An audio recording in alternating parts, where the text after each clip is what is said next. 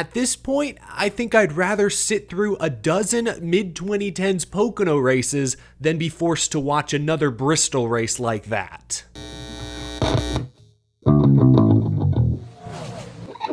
How's it going, y'all? My name is Eric. Welcome to Out of the Groove post-race edition Bristol Motor Speedway. That was certainly one of the next-gen short track races of all time. We will talk about the race winner, other top finishers, a few very intriguing storylines in and around the top 10, some drivers who unfortunately ran into trouble. We'll put this race on the Groovy Gauge at the very end, but we need to start by talking temperamental tires, temperature-sensitive temperamental tires. The race teams were shredding Goodyear tires during practice yesterday. Tires were cording after 40 laps. It looked a lot like last year's shocking Bristol spring race. But today, with temperatures 10 to 15 degrees warmer than they were yesterday, the sun baking the track consistently, we saw little to no tire wear. Tires went from cording in 40 laps yesterday to lasting over 150 laps with no issue today. How does that happen? Clearly, there is a fine line when it comes to track temperature. If it's a tiny bit too chilly in Bristol, Tennessee,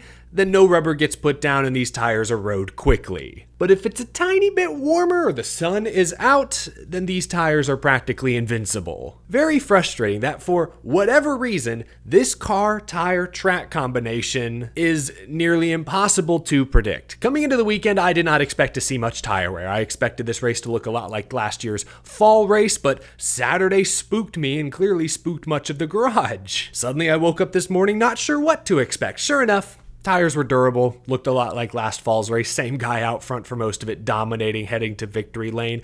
But it's frustrating that NASCAR, Goodyear, the teams, nobody seems to have a firm grasp on this tire, car, track combo. How is that possible? There are too many smart people, too much data in the stock car racing world now for this to be such a mystery. The moment I heard over the radio that Ricky Stenhouse Jr. ran his fastest lap 118 laps into the run, I knew we were in trouble. This was not a good Bristol Motor Speedway race. Besides confused, the only other word I could use to describe my emotions right now is disappointed. Up until very recently, I would always say that Bristol Motor Speedway is the best track on the NASCAR schedule. I don't believe that anymore. We talked about the tire issues, we'll talk about the car issues in a moment, but the track itself has its own issues. I watched all three races this weekend. Trucks, Xfinity Cup, 3 different races, 3 different cars, 3 different tires, 3 different days, 3 different weather conditions, 3 different PJ1 conditions, and I saw 3 painfully average stock car racing events. Trucks was probably the best race of the weekend, but besides Chandler Smith winning, I'm having a hard time remembering any standout moments. I do remember seeing Raja Karuth with 60 lap older tires hold off the entire field for a long green flag run. So that should tell you that it's not just a single tire, single car issue, it is a track issue. Bristol Motor Speedway is not a great racetrack right now. I can't really speak to the olden days or the glory days maybe of the 90s when Dale was rattling Terry's cage.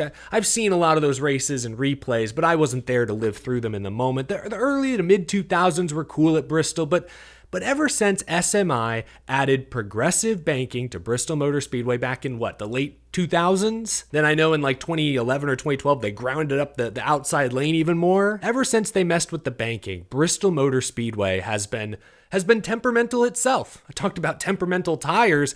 Bristol is a temperamental track. One season to the next, I never know what to expect. I remember when they announced the All-Star race at Bristol Motor Speedway for the 2020 season, I bought my ticket immediately. I was there. Pandemic be damned, I was going to see the first Bristol Motor Speedway All-Star race, Gen 6 car, underglow, under the lights, and it sucked. It was a terrible, terrible race to watch. In person, I can only imagine what it looked like on TV. There's a reason they covered this facility in dirt for 3 seasons. people stop showing up to 2 races a year. There have been some great races since the reconfiguration, since the progressive bank. There have been some phenomenal Bristol races, but there have also been some snoozers, man. Regardless of car generation, regardless of series, when Bristol has been at its best, gosh, there is no track in the world as exciting as Bristol Motor Speedway. But the unfortunate truth is this track produces more than its fair share of duds as well across all major series. So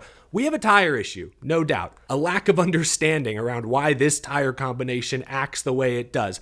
We also have a track issue. Bristol Motor Speedway is no longer the short track stalwart we thought it was. I think it's time to be realistic about that. It's an average track at this point.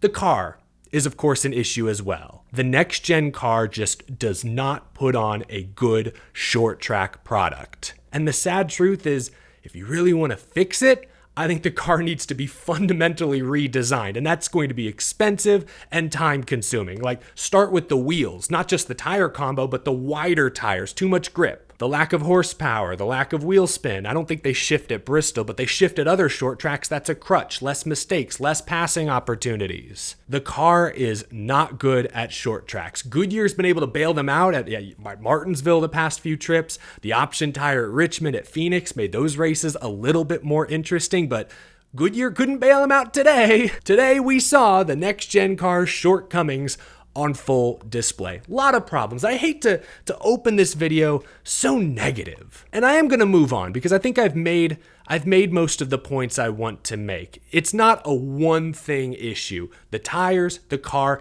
and the track, if we're being honest, all have problems in this day and age. But I hate to be so negative, and I hate to open solely with a negative rant about the quality of racing, because I think we as NASCAR fans and media spend too much time venting about the racing product. Like, we should be talking about how impressive some of these dominant performances have been. Hamlin at Martinsville, Larson today, Hamlin finishing second today after going back-to-back. Is there a brewing rivalry there between frenemies? But instead, as a fan base, most of us would rather rant about the racing product. You compare that to F1. F1 fans don't rant about the lack of passing every single week, the lack of competition. It gets discussed, sure, but it's never the leading narrative. I guarantee you, the leading headline on every major NASCAR podcast this week is going to be, what do we do with Bristol? How do we fix the next-gen car? And that sucks, because we should be spending more time debating, analyzing, celebrating great performances like we saw from Kyle Larson today, or from Denny Hamlin a few weeks ago, or Christopher Bell when he went 3 in a row. But instead, those stories will be second, third, fourth on the docket. It's frustrating that some of NASCAR's greatest tracks have reached this point. We all know that NASCAR is not the purest form of motorsports, so when it's not even entertaining, we have a serious problem. Okay, I'm going to move on. I've already been somewhat of a hypocrite leading with the Bristol problem story rather than Larson, Hamlin, but now I am going to focus on Kyle Larson, Denny Hamlin, the top finishers, the top stories of the day. After leading over 460 laps at Bristol last fall, Kyle Larson wins today's race leading 411. Swept the stage as I think AJ Allmendinger sniped the fastest lap away from Larson, so he doesn't get the max 61 points, but a strong 60-point afternoon, not bad for a hard day's work. Really cool to see Kyle Larson dedicate this win over the radio, and then again during his front stretch interview, to John Edwards. Longtime Hendrick Motorsports media rep, worked very closely with Kyle Larson the past few years. He tragically passed away earlier this week. Was really neat to see the Hendrick cars and many others in the industry pay tribute to John Edwards and what he meant to the entire industry this weekend. That was a highlight, I thought. Larson winning 2 of the 3 races, Xfinity and Cup, this weekend. Great opportunity for him to pay tribute to his friend, longtime Hendrick Motorsports colleague.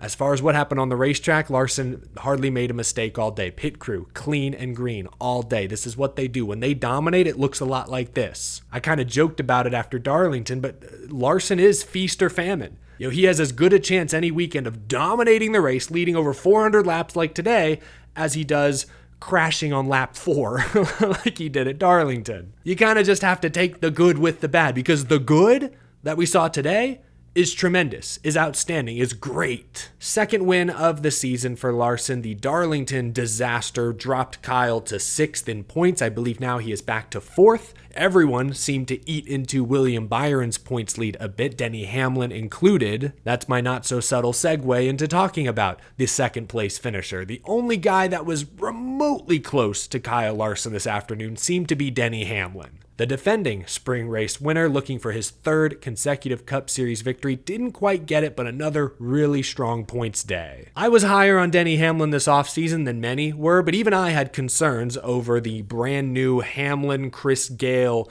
pairing. Chris Gale's been a crew chief now for many years, but he's usually been with the younger drivers. He's worked with Eric Jones, most recently Ty Gibbs. Not a ton of success. When Chris Gabehart moved upstairs and they paired Gale with Hamlin, I worried there would be some growing pains, that they would maybe stumble out the gate. They have not. Obviously, the couple of wins, another top 5 finish today. They're up to 2nd in points. Another impressive showing for the 11 team today, and all of Joe Gibbs Racing. Moving Chris Gabehart upstairs may have been the right decision. 3 Gibbs cars in the top 5. Ty Gibbs, we've talked about this, started the year off horrible, then stopped the bleeding at Martinsville with a 13th place finish. Remember, he overcame a late race spin to get that solid 13th place finish, then finished 9th at Darlington, first top 10 of the year. Okay, not only have we stopped the bleeding, maybe we're starting to turn the corner.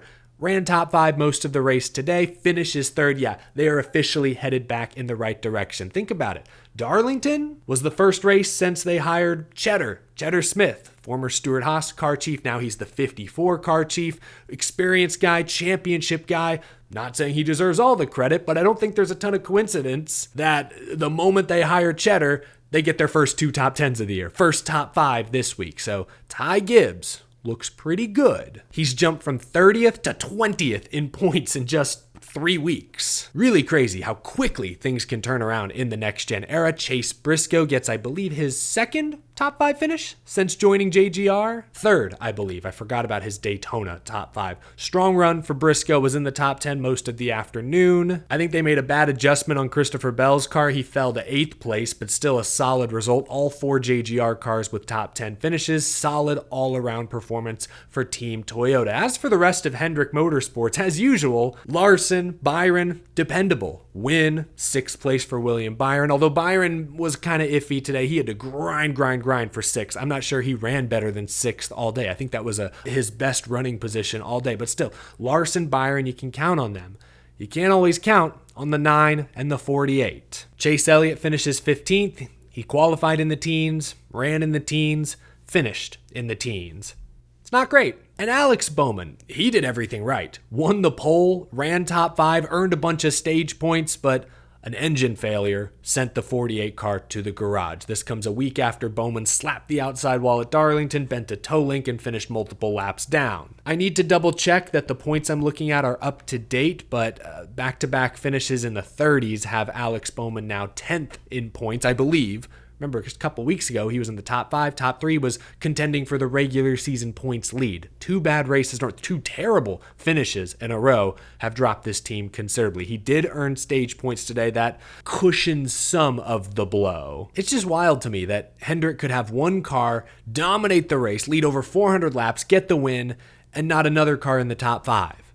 2 of the cars, Byron and Elliott, were never really that close to the top 5 all day. Classic long run Ryan Blaney played some pit strategy there to try and catch a caution. Didn't, but still drove his way back up to 5th place. That's about where he was running before that final green flag pit stop cycle. Solid top 5 for Blaney, carrying the torch for Team Penske yet again. Who else is notably? Ross Chastain.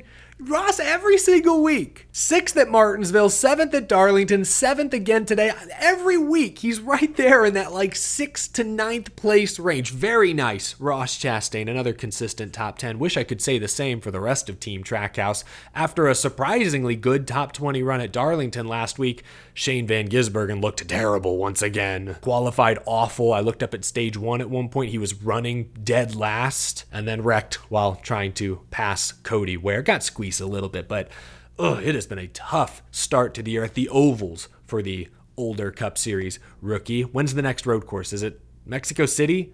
Still over a month away, I think. SVG's got to be counting down the days to the next righty-tighty racetrack. Daniel Suarez, I don't think I saw him once today. Finished outside the top 20. Top 15s for both full-time RCR cars. Jesse Love was making his Cup Series debut today. Qualified pretty well, I thought. Top 20, but didn't run particularly well. Still ran all the laps, kept his car clean, which easier said than done after 500 laps at Bristol Motor Speedway. Top 10 for AJ Allmendinger, man. He qualified top 10, ran top 10 much of the day, 9th place finish. I gave Colleague Racing a ton of credit in that video I did a few days ago last week, and they continue to back it up. Nobody had Colleague Racing on their radar coming into this year. AJ Allmendinger, we respect the hell out of him at road courses, but at ovals he can be hit or miss. He loves Homestead for some reason, Martinsville a bit, but everywhere else you don't really think about him. But we're thinking about him. We're talking a lot about Colleague Racing. Even Ty Dillon qualified top 15 today. I think he qualified 12th. Colleague Racing has more speed across the board than any of us expected coming into the year. I picked AJ to make the playoffs, but that's because I was banking on a road course win. He seriously could point his way into the top 16 with how many top-heavy winners we keep seeing. And a couple more shout-outs here. Spire Motorsports had a really, really good day, especially these two young drivers. Carson Hocevar leading the way with an 11th place finish, but he had a top 5 day going. Both Haley and Hocevar earned a bunch of stage points, and Carson Hocevar was 3rd when the final green flag pit stop sequence began. 3rd, and was actually pretty close to Denny Hamlin. May have had a shot at 2nd place if they didn't have a major catastrophic issue on pit road. Car falls off the jack on the left side. It was unclear, maybe the jack broke because they had to throw a second jack, a new jack over the wall to get the car back up. 22-second pit stop, twice as slow, more than twice as slow as a normal 4-tire green flag pit stop. That dropped Hocevar from 3rd to 11th. Huge bummer. It's always something with this team, but that's going to happen. You still have a really young driver, and you have a young team that's not used to contending. They're going to slip up. They're going to make mistakes. It's been technical issues. It's been pit road issues putting them behind. Hopefully they're able to put together a full race soon because Hocevar regularly shows top 10, top 15 pace. I thought that was really interesting comparing this race to the same race 1 year ago. Remember, 1 year ago, tires were wearing out in 40, 50 laps. Extreme tire wear race favored the cagey veterans who knew how to save their stuff. That's why at the end of that race, you saw guys like Ty Gibbs fading, and older veteran drivers like Hamlin, Truex, Keselowski finished on the podium. Contrast that with today, and yeah, Denny's still second because he's just a really good short track racer. How many more times do I have to say it? But then you've got Larson, who's really good at just mashing the gas and going. Carson Hocevar, mash the gas and go. Top 5 all day. Ty Gibbs, really aggressive. 3rd place finish. So it's just interesting to see how the two very different Bristol races showcase two very different driving styles. But other than that, I don't think there are too many other major takeaways. Obviously, we have an off weekend coming up, the one and only Cup Series off weekend all year, Easter Sunday, and then we head to Talladega, which is going to look nothing like this. Now it's that time. It's time to put Bristol Motor Speedway on the Groovy Gauge. The Groovy Gauge is powered by Electric E-Bikes. Head to electricebikes.com to find a ride that suits you. I used the word disappointing earlier to describe my feelings around this Bristol race. This was probably the most disappointing NASCAR race I've seen since the last trip to Bristol last fall. Kind of similar races in a lot of ways. Very little tire fall off and the 5 car dominating. I don't remember what score I gave that race. It was probably sub 50%.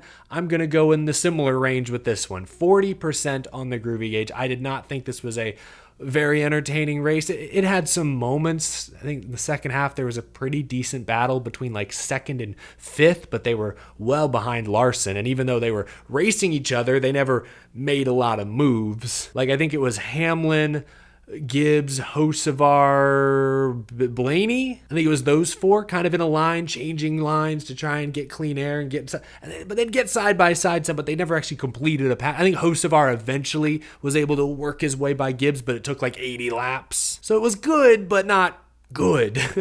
40%. I don't need to elaborate any further. 40% on the Groovy Gauge for me. Let me know what you think down in the comment section below. I don't have a graphic made up for it, but I can confirm the point standings. Now, Bowman is 10th, and it's interesting. Joe Gibbs Racing and Hendrick Motorsports have combined to win 8 of the first 9 races this year. They also make up the top 5 points positions. Byron, Hamlin, Bell, Larson, Elliott holding on to that 5th position. Then you get Ryan Blaney, Team Penske, Ford sitting there in 6th. I think I talked about this last week after Darlington, but I think the biggest and best teams with the most and the smartest engineers are starting to figure this car out. And remember, this is like the first time in the next gen era we've gone from one year to the next without any major car body changes. No new Dark Horse Mustang, no new Toyota Camry. Everyone's running the same stuff they ran last year. The notebooks are getting pretty thick, and no surprise, the Hendrick, the Gibbs, and to a degree Penske